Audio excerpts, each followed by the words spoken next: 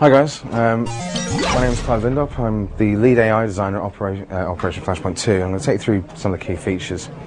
Stylistically, we have a much more mature audience than we had in 2001. Guys now see war, every evening on TV. So we've had to adopt something that's much more a documentary, war reportage style, so that we could sort of bring in the gritty realism we want to deliver to the audience. Very much experiencing war from the ground up. Now, the setting of the game itself is a place called Skira Island. It's north of Japan, and it's part of a chain of islands called the Sakhalin Islands. Now, it's one of those crossroad places in history. It used to belong to China, then it was taken over by Japan, and then at the end of World War II, liberated by the Soviet Union, who kind of forgot to give it back. And this would have not meant a lot. It would have been a real backwater of history, except very recently it's been discovered that there's a huge untapped natural resource of petroleum and gas underneath it, one of the largest in the world. And now everybody's really interested. The island itself is 220 square kilometres, or 134 square miles of land. That's not including the sea. It takes 4.5 hours to walk across it in real time in the game. About 2 hours driving in a reasonably fast Jeep, or in the fastest aircraft, 20 minutes to fly. We sent our photographers and our researchers actually out to the island chain to gather reference to make sure that we create an environment which is as believable as possible. This is our in-game assets without the shaders running. We want to show you the density of content versus the original game. There's much more cover, there's much more a believable environment to exist in, especially the natural environment. In addition, what we're seeing here is a Russian farmstead.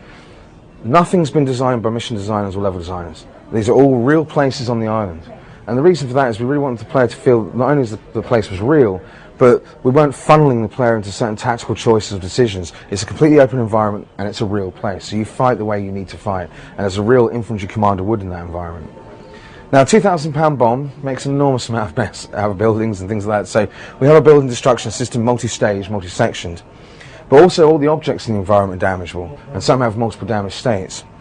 One of the things we wanted to do with that was that this is all persistent. So throughout the entire mission and through the entire campaign, if it's blown up, it stays blown up. And the reason for that is we really want to show the attrition that modern warfare and all that firepower has on an environment. Now, in the original game, the soldiers are a bit clone-like. And we've really pushed hard to do as many unique characters as we can, more than we really need, because we really want you to feel that there's an identity there for every soldier you're talking to. And from a gameplay point of view, it makes it a lot easier to command somebody if you recognise them. This is one of our in-game heads, so it's a high lodge you'd see at about 10 feet when you're talking to a guy. And we really want to put personality into these guys so you could feel you had a relationship with them. Of course, motion capture was done using military professional special forces guys, but the amount of motion capture is a whole other thing.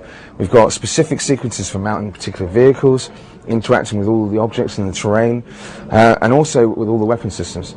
There are no magic pockets in this game. You have to carry it, you have to assemble it, and as it's really assembled, switch it on, mount it on your shoulder, and go through the firing sequence. It's all faithfully replicated. And the reason for that is we really wanted the weapon to feel like it was genuine. It wasn't a magic wand for bullets, it was actually a big heavy weapon. So obviously we were talking about all the research the guys have done and collected, and we put that into the fidelity of our simulation and all the different weapon systems. The 5.56mm NATO round is a steel-jacketed high-velocity round. It covers 1,000 feet in just 0.3 seconds.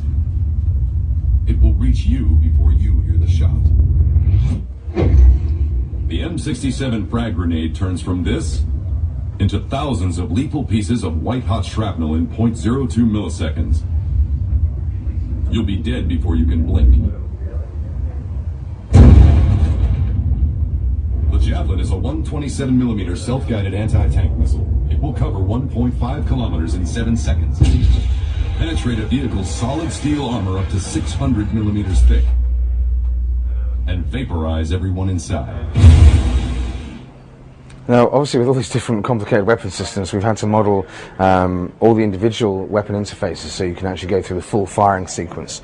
There are over 70 infantry weapons in the game.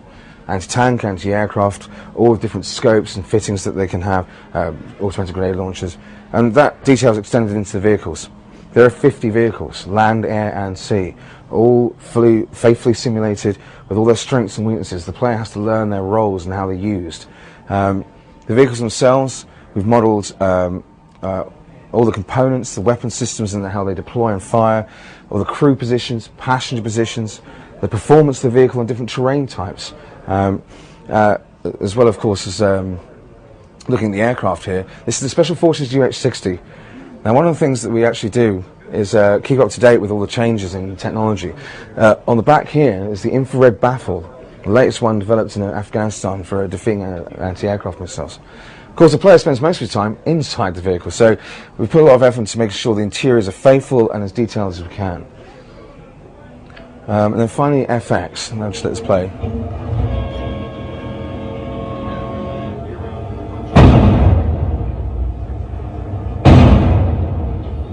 Okay, we're going to slow this down. This is what we call our multi-stage FX system, which allows us to model over milliseconds this particular detonation or usage of a particular munition.